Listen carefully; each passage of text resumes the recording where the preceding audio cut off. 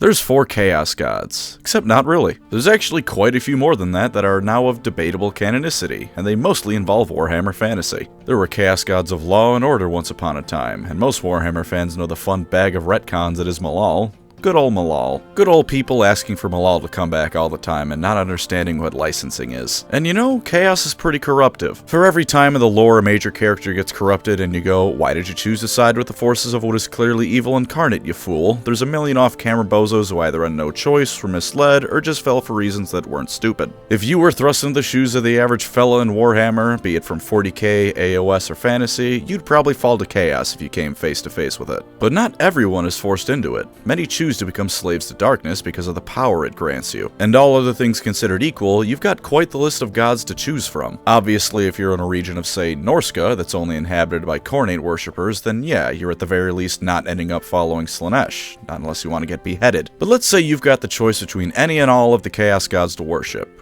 Who are you going with? This isn't going to be listing who's the best choice, because the Chaos Gods don't really have a best choice. Yeah, they have a strongest among them, Khorne, but the best is up for you to decide. So I'll do my best to see if I can figure out which Chaos God you want based on what they appeal to. Most of them, retconned or not. Also, this has nothing to do with army building. This is all purely what sort of things a person might have that brings them towards one Chaos God or the other. Yet before we go on, consider something. In Warhammer, the Chaos Gods are a brilliant piece of lore. They've got something for everyone in their histories and mechanics, so even the ultimate bad guy of the settings can feel rewarding to play as and root for. And this brilliance probably comes from the fact that they use Brilliant, the sponsor of today's video. Brilliant is a fun way to learn computer science, data science, general math skills, and more, and those are good skills to have in the world we live in. If you're like me and have memories of school draining your life away, even as it promised that for real you'll use all these courses eventually, Brilliant is just for you. Because, and I cannot emphasize this enough, everything you do is chosen by you at your own pace. What better way to make sure you're going to use what you learn than to choose exactly what you learn? In high school, I got a D in my second semester of chemistry. I understood the concepts fine, but there was one way of reaching the data conclusions we learned early on that was needed that for whatever reason just did not click in my brain. I didn't figure it out until the end of the semester, and by that point it was a bit late to change all those tests I bombed. That sort of thing is not a problem with Brilliant, because if you're stuck on a lesson, you just redo it until you get it. There's no pressure hurrying you forward, no teachers piling undue amounts of stress onto your lap because they keep saying this will be very important for the rest of the semester, and there's a 50-50 shot they're telling the truth or lying, so you just shut up and listen to them. I'd recommend the How Technology Works course if you're curious on which course to start with. Turns out we rely on technology quite a bit, especially me, because insulin pumps are what keep me alive and kicking. It could be the thing to kickstart a job in any field considered technological, and even if not, there's something satisfying about knowing just how the stuff we use every day works. And to sweeten the deal for you, I have a deal. Using my link in the description and pinned comment, which you can also very helpfully see right in front of you on screen right now, you can get your first 30 days of Brilliant completely free. If that's not enough, the first 200 of you can get 20% off an annual subscription. That's http://brilliant.org/pancreasnowork/ for, once again, a 30 days free trial and 20% off a whole year of Brilliant. Knowledge is priceless, and yet Brilliant's giving it away pretty cheaply, so sign up today and get learning. Now then, let's see who you're going to sell your soul to. Let's start with the big 4, the ones that bring GW all the money and therefore get more than 0 attention. Might as well start with the hardest hitter out of all of them, Khorne. Chaos God of blood, skulls, war, and murder. He's pretty self-explanatory. He wants you to get out there, do your best, and see if you can break your own personal record for manslaughter. Khorne's purview is all about violence in its most brutal and honest form. It's probably pretty simple to figure out if you'd want to fall to Khorne worship. If you spend 3 hours a day every day at the gym, he's probably your go-to chaos god. 3 hours a day working out, that is. I don't mean if you're the kind of person to go to the gym for 3 hours, but spend 2.5 of them talking and sitting on the machines. You know, the worst kind of person at the gym. If you have intense anger that you want an excuse to vent, Khorne will have your back more than any other. You want to kill people, Khorne wants you to kill people, it's a mutually beneficial relationship. He's also the chaos god you want if you're not really into all that mutation crap chaos normally brings. Now, he might still mutate you a bit or turn you into a chaos spawn if you screw up, he's not a nice guy, but out of all the other choices among the big 4, he's the one who will mess with your body the least. Your muscle mass will increase by a factor of 10, but you won't turn into a walking bag of sickness, a tentacle monster, or whatever the hell Slaanesh feels is the kinkiest thing that day. But there's also some other things that might draw someone to Khorne worship. If you're an honorable sort of fellow and only want the best of fights, Khorne's probably your best bet still. Now GW has kind of moved away from Khorne being honorable, and even back in ye olden days of Warhammer, there was still a Godric and Felix story where a Khorne champion was being explicitly told that the only thing that would give her demonhood was to murder her daughter. She didn't succeed, by the way, in case the words a Godric and Felix story didn't tip you off, but clearly Khorne isn't opposed to you taking an axe to the weak every now and then. But that being said, I think there's a way to fix that seemingly contradictory lore. If you're faced with the choice between obliterating an orphanage or fighting an enemy army's champion, you gotta fight the champion first. You don't get evil dessert before you finish your evil Brussels sprouts. You can have all the honorable fights you want, but if all you want is to kill anything near you, then you can eventually do that too. He's also the chaos god you want if you're big on doing things yourself, or have a lot of pride in your own abilities. Khorne will be more than happy to give you the strength to kill a giant, but you gotta prove you can do it to begin with. He rewards those who are willing and able to prove themselves as mighty warriors, so don't take Khorne as a shortcut to power. He doesn't like that. But if you're willing to put in the work, he'll have your back. Just look at Valkia the Bloody. She technically failed to reach her end goal, but he was so astounded by her ferocity, he brought her back as his own personal Valkyrie. He's also not super treacherous for a chaos god, although admittedly that's partially on a technicality. Khorne followers aren't going to stab you in the back when you aren't looking. They will, however, kick your teeth in when you are looking. Team killing is by no means frowned upon, but unlike some other chaos gods, you'll at least see it coming. Khorne doesn't care either way because the blood will flow either way, but if you want treachery to at least be as honest as it possibly can be, you want Khorne worship. And this last one might be a bit of a stretch, so hear me out. Imagine you're an engineer, be it a tech priest or some factory worker from Nuln. You're pretty weak by the standards of Warhammer, aren't terribly skilled at combat, and overall probably won't last long in a fight. But on the other hand, you just revolutionized a new form of weaponry that will lead to millions dying in the name of Khorne. Congratulations, you've just scienced your way to demon princehood. Khorne is a god of war, remember, in all its forms. Anything that will pile more skulls on the skull throne will get his approval, and while yes he does prefer if you get them the old-fashioned way, he's not going to complain if you use a bit of brains instead of brawn. I like to think of it this way. You've proven that you have the devotion to Khorne necessary to take life on a massive scale in his name. If you need a bit of a boost to be able to do it manually, he'll probably approve. And if nothing else, Azariah Kairos was going to ascend to demon princehood with an exterminatus. Clearly he's content with you using weapons of mass destruction in his name if you go to a large enough scale. Up next, Tzeentch, chaos god of magic, trickery, and scheming. Also hope, but only sort of. He's the smartest chaos god by far, and arguably only hasn't won because he doesn't want to. If Tzeentch ever fully won, he'd likely die himself shortly after, because there'd be no one left to scheme against. He'll turn your enemies into magical soup, he'll turn your allies into magical soup, he'll turn you into magical soup, then undo it and tell you to get back out there and start plotting. Unsurprisingly, if you want to throw lightning out of your hands, then Tzeentch is the choice for you. And for every Khornate who goes, "That's unmanly, you're cheating," consider that it's not your fault they chose the chaos god who gets upset when they start slinging spells. Tzeentch's followers are, if not the strongest wizards around, then at least some of the most prolific. Once you sign up with him, you're on the fast track to magical power unmatched. Whereas other races have to spend time and effort mastering their magical potential, you've just been given an all-access pass to 8th level spells. Have fun with them. Turn your boss into a mutated frog and take his place. The possibilities are as endless as the strands of fate that Tzeentch has almost complete control over. The world with his power is your mutated, tentacle-filled oyster. Relatedly, Tzeentch is for those of you who really like to gamble. He may very well decide to give you completely unlimited power with 0 caveats. Get the power of one of his greater demons for free. Tzeentch doesn't care. You'll undoubtedly cause some chaos, and that's just what he wants out of you. On the other hand, he's also the most likely chaos god to turn his followers into horrid, mutated monstrosities. It all depends on how screwing you over fits into one of his master schemes, or if he just feels like it at any given moment. If you like your odds with that sort of thing, go with Tzeentch. On the other hand, those who want to plan every single meticulous detail down to the letter are also the kind of people Tzeentch likes, with the added benefit of this being slightly less likely to screw you over. When you leave things up in the air, you're giving Tzeentch a free pass to rub his magical balls across your chin because he found it funny. But if all you do is pray to him and go, "Hey Tzeentch, my guy, could you make me better at magic?" then all you're really doing is giving him the singular chance to directly screw you over. Everything else you do is entirely in your hands. And while he may give you a few extra eyes that see into what should not be seen when you ask for better magic, that's a hell of a lot better thing than leaving your entire future up to his whims. Now granted, as a god of fate, everything you do might result in him screwing you over according to his whims, but at the very least, if you're specific in what you want and don't ask for too much, it'll show you've got an independent mind. Tzeentch loves that kind of thing. Just ask Ahriman. Ahriman's been trying to break free of Tzeentch for 10,000 years.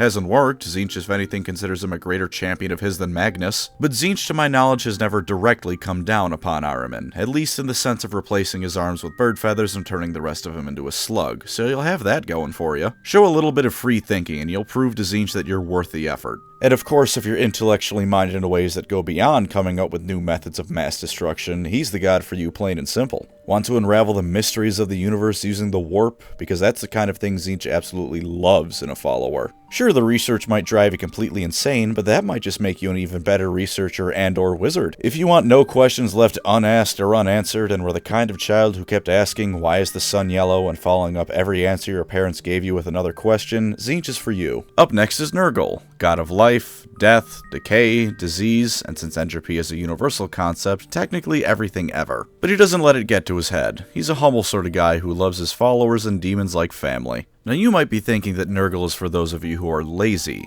His whole creed is accepting what you are and just giving to things as they are, so surely being a lazy sack of shit is perfect in a Nurgle follower. But that's just not true. Nurgle doesn't preach laziness, he preaches acceptance of the situation you find yourself in. If you hit rock bottom and then the floor caves in from under you, Nurgle tells you to accept it. Nurgle is for the stoic of us, those who come into work every day and just accept their lot in life for what it is. Ambition isn't what you want here, so if you're the kind of person who takes go with the flow to mean accepting whatever life throws at you, then Nurgle is what you want. That being said, if hygiene is at the bottom of your to-do list, then you also want Nurgle. This isn't for any philosophical reasons or anything, his followers just turn into incredibly disgusting sacks of disease and filth. Acceptance also apparently includes accepting you will smell like an anime convention for the rest of your life, though to be fair, he is a god of disease, so it's fitting. Personally, I wouldn't go Nurgle for that reason alone, because quite frankly, I am incredibly vain in very specific ways, and I don't want to look or smell like that my whole life. But if you just don't care, and if you're willing to give yourself body and soul to the god of disease you probably don't, Nurgle's your guy. For something a bit less gross, Nurgle is about the best chance you'll have if you want to be in anything even remotely resembling a kind relationship with chaos. Nurgle loves his followers, and his greater demons are pretty jolly folk. Now, it's not perfect. Following Nurgle can still result in you turning into a horrid mutant monstrosity, and again, your guts are going to be on the outside more often than they're on the inside. But by the standards of Chaos followers, Nurgle's your best bet to find some sort of peace with your fellow Chaos warriors. Khorne might have an honorable warrior attitude, but there's an understanding that at any point you might kill your fellows because the blood god needs blood, and it's been a bit too long since you've been able to raid someone that isn't also a Khornate. Tzeentch actively approves of you dicking his other followers over, and Slaanesh approves of it as well, in a much more literal manner. But Nurgle at the very least doesn't explicitly approve of you messing with your fellows for no better reason than I feel like it, which when selling your soul to hell is most certainly a positive to consider. And of course, in the Warhammer settings, pain is a pretty frequent thing. All the violence and starvation and general suck in life means you will likely be hurting as often as not. We'll join it with Nurgle and you're free of pain, just like that. You won't even notice the fact that, like I said before, your insides may as well be your outsides. Sure, the moment you're cut off from chaos, you instantly feel all the pain of your body rotting that you'd otherwise not be feeling, but hey, just don't get cut off from Grandfather Nurgle's love. If you're a bit of a nihilist, he's probably also the choice for you. After all, decay is only a natural part of life. Why try to resist the inevitable end? That being said, if you're the edgy, life has no meaning, I'm 13 years old kind of nihilist, then Nurgle's probably not for you. I mean more nihilism in the sense of embracing the inevitable end of all things with a smile on your face, which might not actually be nihilism, but it's been several years since I've been in an English class, and I can't come up with a better word for it. And lastly, are you a bitter asshole?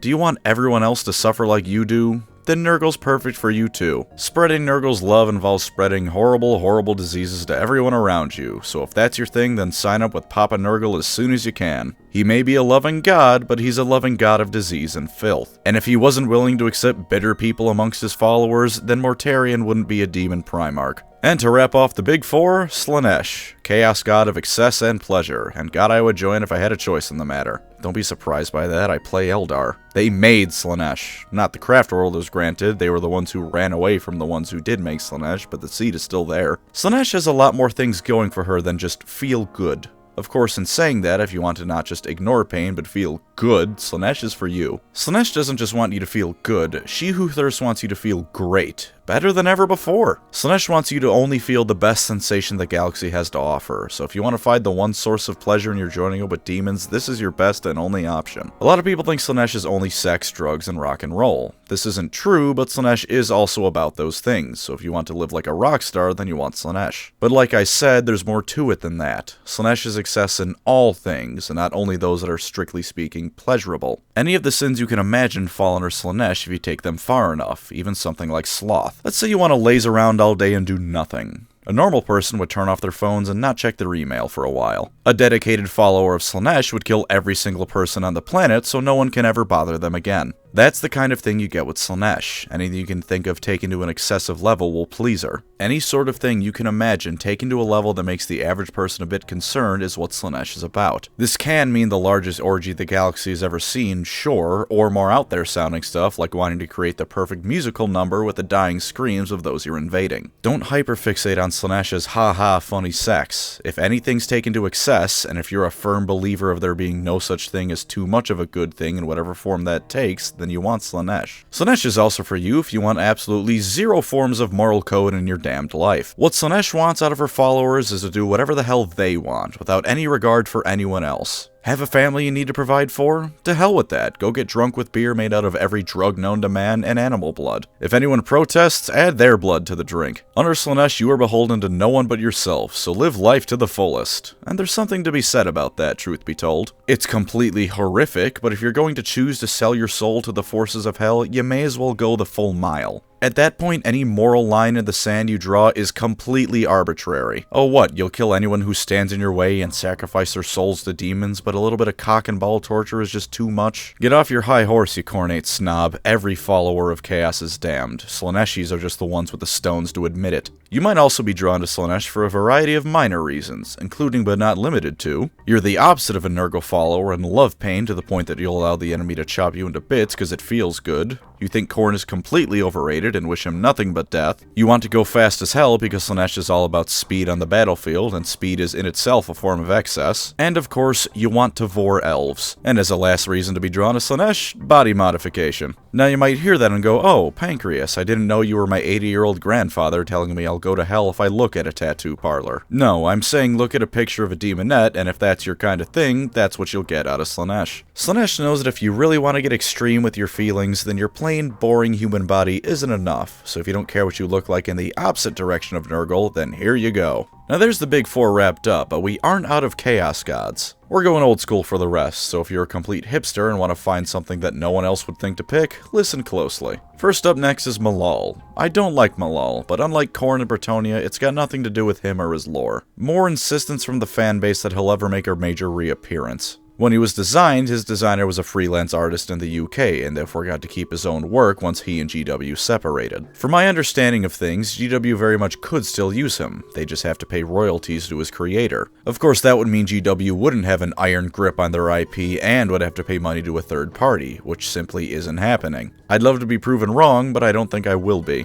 And yet people keep going, Malal's coming back, look, they teased him, or guys, Malal's always been here, just look, and then they point to the Sons of Malice. Which, to be fair, does seem a bit of a cheeky reference to Malal, and to stop being fair, you know damn well GW isn't going to do anything substantial with him. But that rant is entirely unrelated to the video topic, so I'm going to move on now. What kind of traits in a person makes them a good choice to choose Malal worship? Well, let's say you absolutely hate chaos. You think it totally sucks, it's the worst thing ever, and you just want to get rid of every other Chaos Worshipper on the planet. You, however, are also a Chaos Worshipper, but you also don't mind being a massive hypocrite since you're worshipping a Chaos God. If you don't mind that bit of mental gymnastics, you'll fit in just fine with Malal. He not only targets other Chaos Gods, but since he tends to go for a quality over quantity approach, that means that even the weakest Malal Worshipper is going to be heads and tails above most other Chaos God followers. In fact, this means he's an even easier path to power than Tzeentch for that very reason. While yes, the likelihood of being chosen by Malal is pretty low, remember that this whole premise is based around you being able to pick whoever you want. And if you want the easiest path to power, Malal's your best bet. He's also for you if you want some variety in your life, arguably even more so than Khorne when it comes to who you're fighting.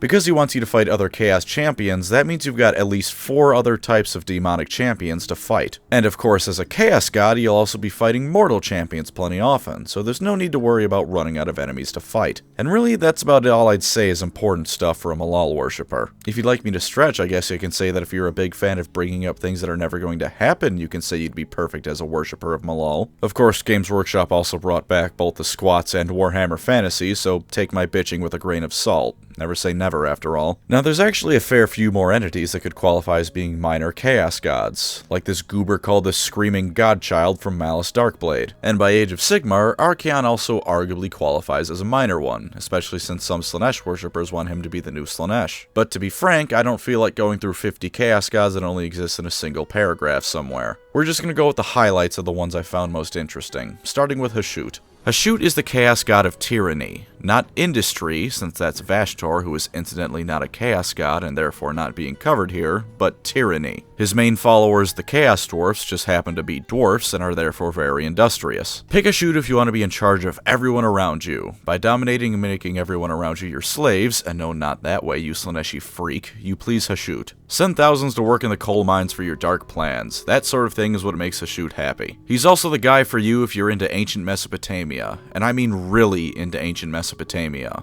Bowls, tall hats, Babylonian-looking appearances. The regular dwarfs don't look anything like that, so I assume it's either some sort of sacred attire to Hashut, or he just likes when his followers wear that kind of stuff. Lastly, Hashut is for you if you want the least likelihood out of them all of a Chaos god dicking you over. He doesn't really seem to do that sort of thing with the Chaos Dwarfs. Honestly, the worst thing that happens to the Chaos Dwarfs is that when they use magic, they turn to stone if they do it for too long. And that might just be what dwarfs do when they use magic. They were designed to not only be unable to, but to call magic with their mere presence. There's even a quote from a Chaos Dwarf decrying the ancestor gods as traitors, with the implication that Hashut has never betrayed them. So long as you do your thing and make him happy, you'll probably be just fine with Hashut worship. He doesn't seem like the kind of chaos entity to dick any of his followers over for fun. Or hell, give them too many gifts and cause them to overload with mutations. While evil, it seems that all the relationships that Hashut has are purely beneficial to both parties, so you got that going for you if you worship him. Up next is Necoho. Necoho is pretty simple. He's the minor chaos god of disbelief. As a minor chaos god, he can very occasionally show up in the mortal world, and when he does, he's a short, slightly fat dude who constantly has a goofy grin on his face. There's only one reason you would want to worship Necoho, and that's atheism. If you simply do not care about any of the gods that exist in the world, worship Necoho. He requires nothing of his followers, and quite frankly wishes any that do exist would just go away.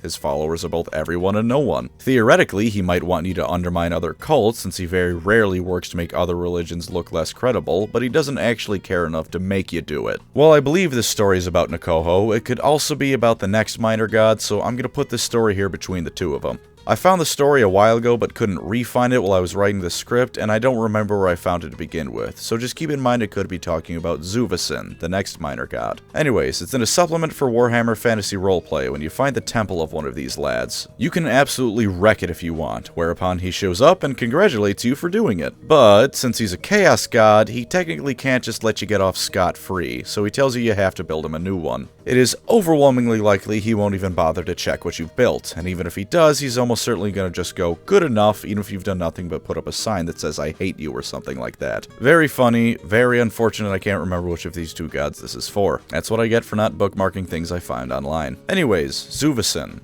Zuvasin is the god of things going wrong. He loves dicking over other chaos gods, and really anyone with anything resembling a plan. He's like the horned rat in that he only exists to ruin things people have planned, but rather significantly less gross. Whatever form he takes, he's always laughing, because he's a prick. In fact, you know what kind of person would become a follower of Zuvasin? A prick. Just a complete asswipe, someone who just wants to watch the world burn for no productive reason whatsoever. If you've ever unironically posted an image of the Joker with some me versus world quote on it, or you're just a complete dick waffle, worship Zuvasin. He quite literally doesn't stop anyone from worshipping him and getting power from him, because he is very confident he can find a way to screw them over eventually. Coming close to the end now, we have the chaos gods of law and or order. They are Arianka, Alumnius, and Sulcan. Arianka is supposedly a goddess of discipline, but all we really saw of her was being trapped in a crystal coffin because Tzeentch was scared of her. Caleb Dark, that's Dark with 2 A's because he's extra edgy, champion of Malal, was supposed to do stuff with her, and then that whole IP thing I talked about earlier happened, and now there's nothing with Arianka. Worship her if you're either a very disciplined person in life, or really like your afternoon naps, because all she does is sleep. As for Alumnius, Betterness, he's a god of the purest light who turns anyone he looks at into unchanging light. He's order taken to its most extreme form. If he was supreme, then there would be complete unending stasis, like when Nagash, but somehow even more boring. Nagash's end goal is boring stasis, unending by the way, not his actions and plans. Those are very fun and horrific. Worship Alumnius if you wish everyone else would just shut the hell up and stop talking forever, but not in a murdery sort of way. Somehow it feels worse than a murdery sort of way though. And finally, Sul'Kan. Sul'Kan is a god of justice and the law, in a Judge Dredd kind of way.